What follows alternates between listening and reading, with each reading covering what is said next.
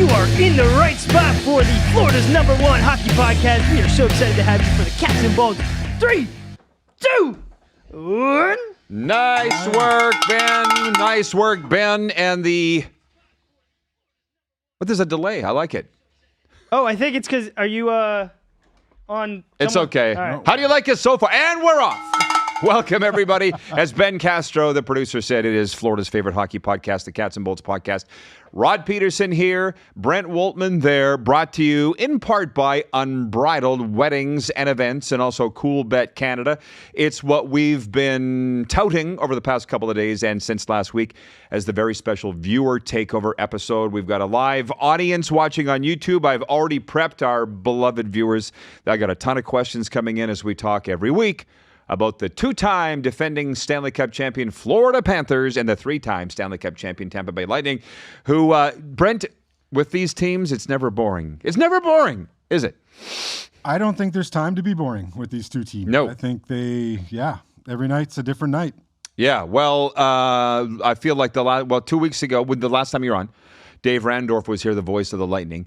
Brent thinks he's the reason it was the most viewed show we've ever done. Me, I can't say it wasn't. I'm rolling with that. Right? Yeah. The Lightning were struggling out of the gate, and now they've won 3 in a row. You're going to hear that as a theme coming up throughout the program today. And the Panthers went on that roadie. Now they're back in the middle of a homestand. And I will tell you this about the Panthers. We live here. It's like 60-40, 70-30 Panthers coverage on this show. The Panthers are 5-5-1. Add them up. That's 11 games, a possible 22 points. They've got 11, Brent. 500. How does that sit with you as a Panthers backer? It's fine. Absolutely no panic. It's early in the season. We still have lots of time in front of us, a lot of hockey in front of us. You know, I think the Panthers are still in figure-out mode and probably will be going into the Thanksgiving break. Mm-hmm. Mm-hmm. And the other thing is they haven't had a full lineup for basically since the beginning of the season. Yeah. Brad Marchand was out the other night. Now you got Gazovich down. He's down for a couple of weeks. So, again, they haven't had a full roster. No sense to panic. They're at 500. There's a lot of hockey in front of us. Here's the thing. I want to do viewer takeover. And when I say that, I could sit here with the questions that you guys have written in already for the next 30 minutes. We're going 30. But we do have a live YouTube audience right now. So for those that are watching, please fire away with your questions. It makes it a hell of a lot more fun with us. Trust me, us two idiots can talk hockey for hours. We do anyways. Yes. They just happen to stick microphones in front of us. But where we're going on this, I do want to talk about, is Sergei Bobrovsky going to re-sign with the Florida Panthers in free agency? Should the Tampa Bay Lightning bring back Steven Stamkos? Because that's out there. The Predators are ready to move on from him. Alex Butsky wants us to preview his tailgate party on Saturday. Are you going? I will not be there, unfortunately, but I did get the invite. Let me guess, you got football? No, I have football in the morning, and I got some family in town. So okay. Well, let me start here with Joel Quenneville coming back, the most recent Panthers game. 3-2 Anaheim Ducks shootout win on Tuesday night in American Bank Arena. On Frozen Frenzy Day. Happy belated Frozen Frenzy for those that observe.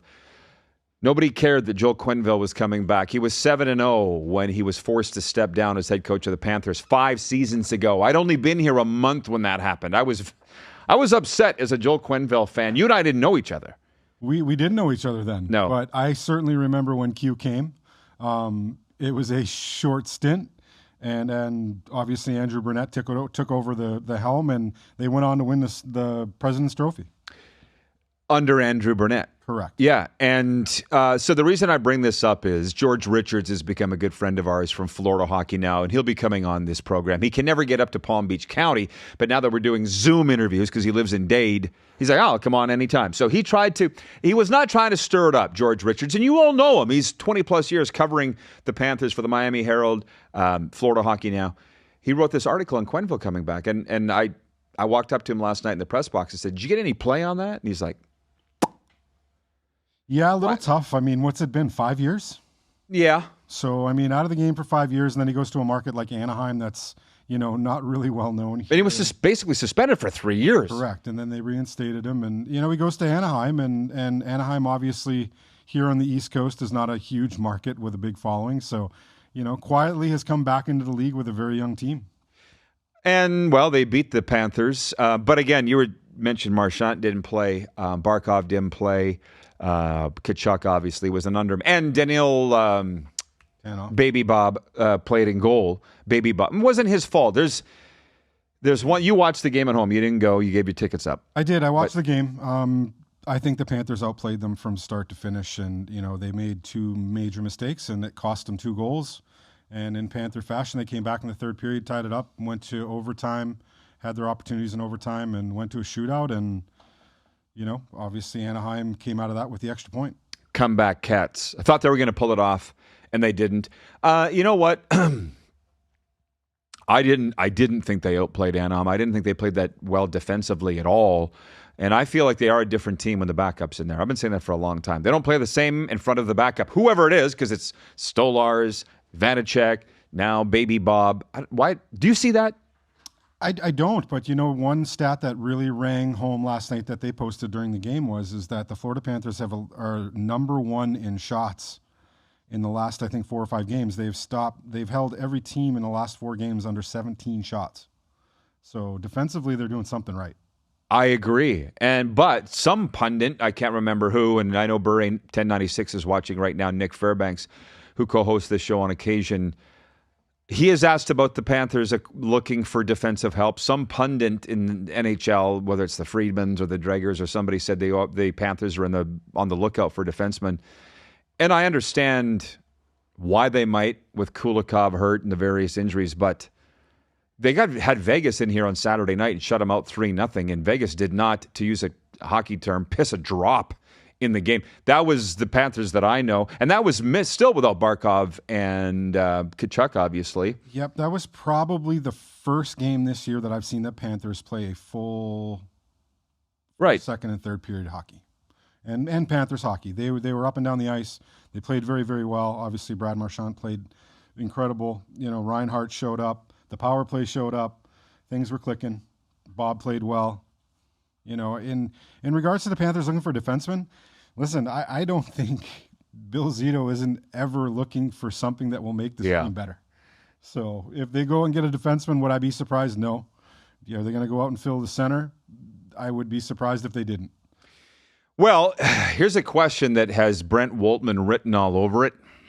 It's from Bure 1096, who's been watching this show from day one and from time to time co-hosts at Nick Fairbanks. You know him, you love him. You can also see him on Locked On Panthers. He says the Panthers need offense, but they need to replace their bottom defense, 5th, 6th pairing, which I don't necessarily agree with, Nick, but he goes, which way would you go? Because I don't mind Jeff Petrie. I like what Jeff Petrie's brought, but that's... Jeff Petrie is... and. I agree with you, Rod. I like Jeff Petrie. I mean, I think he's playing on the number 2 power play, and I think he's fit in well, and he plays that style. I think the defensive pairings, I think they had him playing with Kulikov, correct? Mm-hmm. So I think those two complement each other, and I've been pretty happy with him. He's got a couple of goals. Yeah, he's like 37, 38 years. He knows what he's doing out there. He hasn't lost a step. Brings a veteran presence. He was with Balinskis last night. So I think going back to that Vegas game on Saturday, that was the true Panther team. When they were losing up on that road trip 4 in a row, what did Sam Reinhart say? We need more from everybody. And he wasn't wrong. This is the one thing I wanted to talk to you. I may or not be right on this, but what I really feel, and certain people may not like to hear it, but this team has been to 3 straight Stanley Cup finals. I brought that up in the press box, and somebody said, are you saying they're tired? No. What I'm saying is it's hard for them to mentally kick into gear in October. I can't agree with you more. I mean, I think this team has got no panic in them at all. They know what it takes to win and obviously, again, it's a long season. We're not even to Thanksgiving. If you tell me at the Olympic break that they're 8 or 10 points out of a playoff spot, then there's a little bit of panic that's going to set in. But, that's not the case right now. I think they're right in the mix. They're trying to figure things out without their 2 superstars in Tkachuk and Barkov. Once that happens, they're going to get some gel going on, and I think you're going to see that Panther style of hockey come back. For the legions of Lightning fans that have tuned in, and we have a ton, and I thank you. They're very respectful, by the way. They weren't up in my face about, can you talk more Lightning? They were very nice about it. That's why I brought on Dave Randorf. Last year in the playoffs, though, they were like, I said, I'm not picking a side. We talked about both teams. Some guy literally was like, pick one. And I'm like, no, I don't want to. I don't want to. This show works great when I'm not picking a side. But for those fans, Hockey Girl Boy wrote in and said, will the Bolts make the playoffs? There are people that have them picked to be number one in the Atlantic. Number one. They're making the playoffs. I recall somebody in this room picking them to miss the playoffs, and don't be that. That's a new year. I believe that they won the division, did they not? I see Tampa Bay being there and a contender. I would be absolutely shocked if that isn't the case, if the injury bug hits them or something goes sideways. But that team is talented. It didn't change much from last year. I think they will be there all day long, and they will contend. Toronto won the division last year. Not to be that guy, but I'm going to be that guy. The conference. They finished first in the division, the Toronto Maple Leafs. Last year, won the pennant. Okay. So that's what you said. I got you. So, but the Lightning have won 3 in a row. And, I mean, I actually like the fact that people are getting so worked up in Florida in October about their teams. It's absolutely, there's not a lot more to get worked up in Florida right now but hockey. So, we got, football's going on, not so good in that end of it. But, hey, it's a good time to be a hockey fan of Florida. Both your teams have been successful. Both your teams are going to compete this year, and they're going to go at it. So, well, it was funny when Rimmer was on here last week, the Hall of Fame voice of the Panthers. I said 5 years ago, nobody would have even noticed around here the Panthers had lost 4 in a row, and he agreed. I agree with him. Yeah. Yeah, I mean, it was I don't even know that it would have made the sports page. Right. So again, because it's what winning does for you. Yep. Now, the other thing, this is juicy. If Ben was here, I'd have him write it down to cut the clip, but he's not here. He's outside having a smoke or talking to one of his many girlfriends. Should the Tampa Bay Lightning bring back Steven Stamkos, Brent Woltman? I mean, they say you can't go back, but Tampa has a history of bringing guys back. Listen, I don't see that happening, and I don't see that happening for one reason: is they made the decision to move on from him. They've done that. That team has got a new nucleus. It's got new leadership. Stammer, I think he'll find his legs in Nashville. Nashville is not a very good hockey team, as we know. So listen, he's off to a slow start, but he's that type of guy in leadership. He'll be there. I don't think they're going to sell him down the river yet. Will he be available to trade deadline? Absolutely. Will he come back to Tampa? I would be willing to say no. Yeah, well, the insiders are saying that Nashville is at least looking at their options with Stamkos. And I was talking to a pro scout the other night at the game here, and he goes, they're paying him $8 million, and he only wants to play on one end of the ice. He's not the same Steven Stamkos. This is a guy that doesn't care. Like, he's a neutral observer. He works for another team, neither of which that we're talking about. But he said the problem in Nashville isn't coaching. Like I said, is Andrew Burnett going to last there? He goes, the problem's not coaching. He said it's a talent issue. Yeah, I agree with that. I mean, you have to put players around you to be successful, and I think Stammer will be available probably come the trade deadline. I would not be surprised to see him go out west. Yeah, I don't know what's left on his contract, but again, he's making a lot of money, and there's a lot of tread on that tire. And I'll say this again, the Tampa fans know this. It was such a nasty split, which is, before I get to the other viewer questions here, when the Panthers went into Boston and Marchand had a night, I had Bruins fans writing me going, why couldn't we keep Marchand? The Penguins are keeping Crosby and Malkin. Tampa got rid of Stamkos. And all I can say to that is, number one, there's more than one way to skin a cat, i.e. do a rebuild. Number two, who's to say the Bruins know what they're doing? Because I don't think that they do. I agree with that. I mean, the Bruins, you're hearing everything, and they're definitely a scrambled club right now and trying to find some identity, and they'll do that eventually. They've been, a long storied history franchise, but listen, Brad Marchand leaving Boston was more of a Brad Marchand decision than everybody I think leads on to be. I mean, the two sides couldn't come to terms. Brad Marchand himself said that, he probably could have handled things differently, and he could have probably still been a Bruin. So breathe in, breathe out, move on. He's here in Florida. He's signed a contract. He's here to stay. Everybody here in Florida has gotten accustomed to, to cheering for him, and we're going to continue to cheer for him for years to come. Well, you can see where the Bruins fans are coming from, though, right? They're like, if he can sign 6 years in Florida, why can't he sign 6 years with us? Well, I think there was some talk of them bringing him back. But, I think Brad Marchand was sent on a long-term deal, and I don't think Boston was in a position to give him that. Well, you are a businessman. Yes. He is also a hockey player of some repute from Canada, but you own Caribbean Protein Supply, meaning you do deals all the time. And when Marchand said they would do it differently, that's why they have agents, right? I don't know what happened, but it sounds like emotion got involved, and you don't allow that to happen in your business. Well, I mean, emotion is one side of it always. I mean, you have long-standing deals on the table, and you don't want to see those guys go away, especially a guy that's a face of your franchise. But at the end of the day, it's a business, and you hear players say it all the time, and they have to make that decision which best for their team. In this case, do I think Boston made the right decision? Everything would point to the arrow of saying no. They're in the bottom 5 of the league right now, and I would say to their fans, sorry, get used to it, but I don't think they're watching right now. This is about the Cats and the Bolts, which, speaking of no emotion and contracts, with names coming off the board like Connor McDavid's re-signed and all the other guys, Sergei Bobrovsky is number 1 on the board for people headed to free agency next summer. And I don't want to start something here, but I do. Is he re-signing in Florida or not? And because to me it seems like a slam dunk. Here's Bob. I love him. He's the best goalie in the world.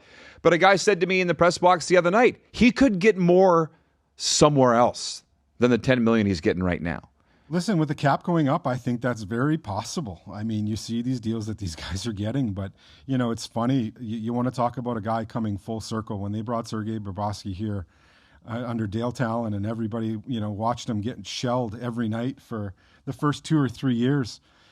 And they were like, God, we got to get rid of this contract. God, we got to get rid of this contract. And now here we are. And, for a Panthers fan, I can't see this team going forward without a Bobrovsky. Yeah. Right? I mean, the chant of Bobby in the playoffs and during the regular season, he's kind of, everybody's favorite son. So do I think the Panthers get something done with him? I think so.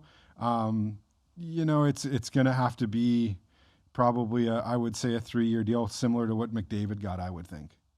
I think we made it very clear on last week's show how much we all love Bob. I'm with you. I can't imagine a Florida Panthers team without him. I don't personally know a Florida Panthers team without him. And he also seems to just love it here so much. That's the big thing, right? You talk to him, and he's just so grateful, and he's such a humble guy. And, every time you talk to him or you hear interviews with him, he just says, I'm just thankful for this opportunity, and I love being here. And I think his family is going to play a very important role in that. I mean, quality of life for these guys at this point in their career has a lot to do with it. How much do you think the lack of state income tax really does? I mean, you look at that thing, and I've never been a believer in it. I mean, does it help? Absolutely. If you had the choice of playing in Winnipeg or Florida, where would you want to play? I mean, Hello. It's one of those things. It's a quality of life thing. I mean, as an older guy in this league, he's been in the league I don't know how many years now, but listen, he's not on the upside of his career. I think he's at probably the peak of it. 15 years in the NHL. Right. So I mean, it's. Again, I think for him it's going to be a decision of quality of life. And could he get big money to go somewhere else? Yes. Things are pretty good here for the next 8 years, so I'd be very shocked if he left. He is like the same age as Marchand. But, that's a topic for another time. We should bring a therapist or a trainer in here. But guys are playing longer. Like, look at Crosby. He is not only the best player on Pittsburgh, he is by far the best player on Pittsburgh. Absolutely. I mean, technology and just health and fitness and has just made these players' longevity so much longer than it used to be. I mean, you look at an ACL surgery, 15 years ago, it was a 2-year recovery. Now they're talking 10 months. Well, and more or less, yeah. Hopefully, in the case of Alexander Barkov. Right. So, by the way, pause for the cause. If you're watching live on YouTube, by all means, fire your questions in. I still have plenty more from our viewers.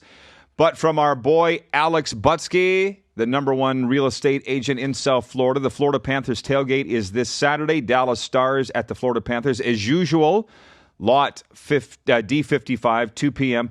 We will be collecting items for hurricane relief victims. Let's help our one and only DJ Genesis support Jamaica Relief. I was just talking to him last night.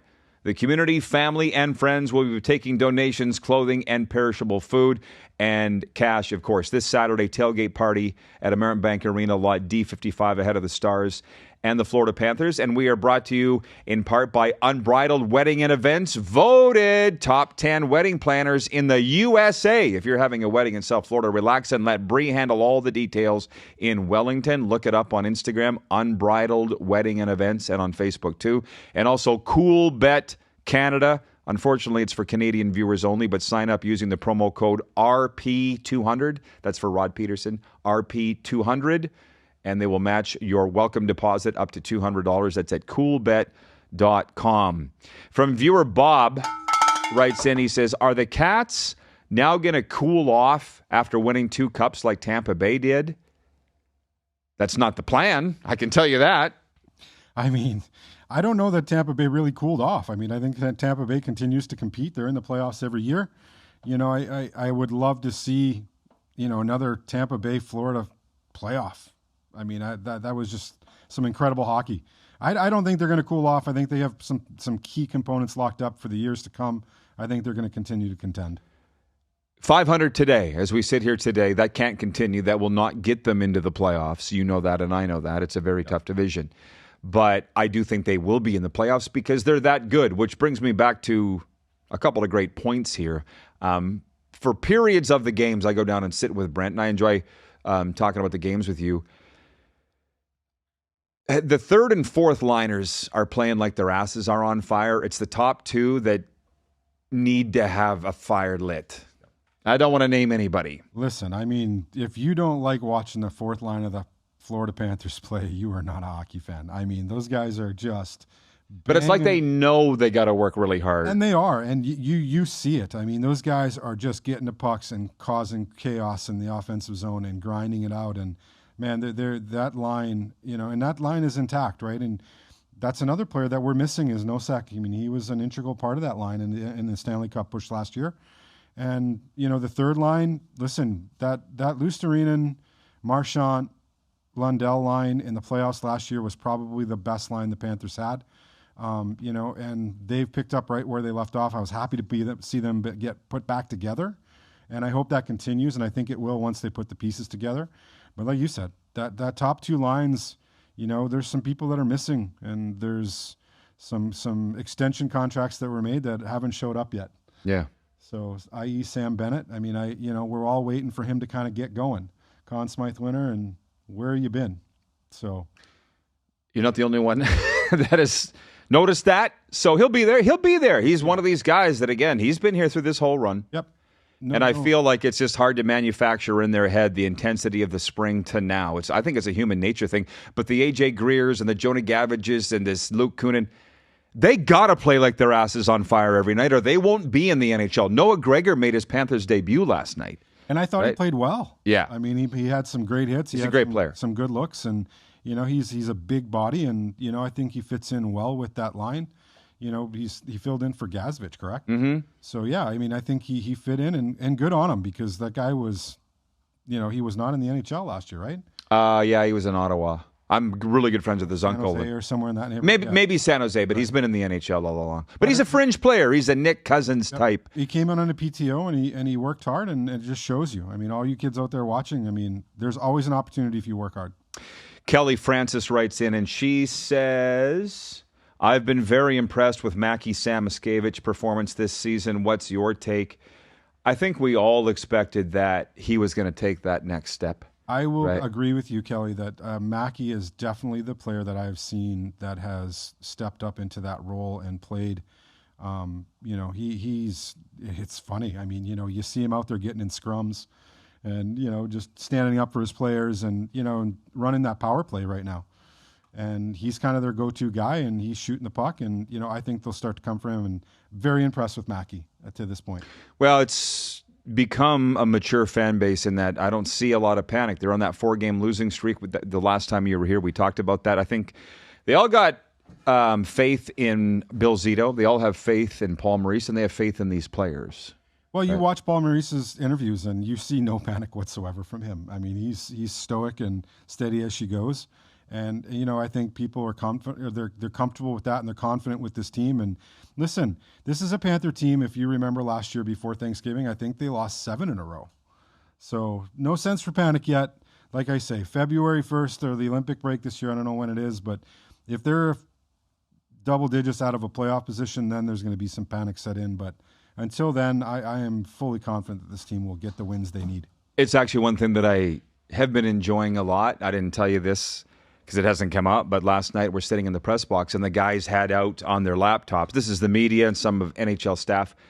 The pools for the Olympics. When do we start getting excited about that? Because some people really are. Well, I mean, it's historic for us as Canadians. It's such a big deal. But I think after Christmas, I think you'll start to see that really kick in, and you'll start to see probably between the Thanksgiving Christmas break a lot of advertising for it.